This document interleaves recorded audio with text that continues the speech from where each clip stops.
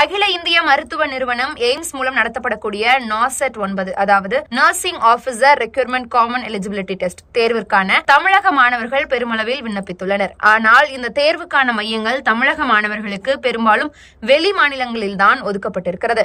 அதாவது தமிழகத்தை சேர்ந்த பல மாணவர்களுக்கு கர்நாடகா, ஆந்திர பிரதேசம், தெலுங்கானா போன்ற அண்டை மாநிலங்களில் தேர்வு மையங்கள் வழங்கப்பட்டிருக்கிறது. இதனால் மாணவர்கள் நூற்றுக்கணக்கான கிலோமீட்டர் பயணம் செய்து தேர்வு எழுத வேண்டிய நிலையும் இங்கு உருவாகி இருக்கிறது.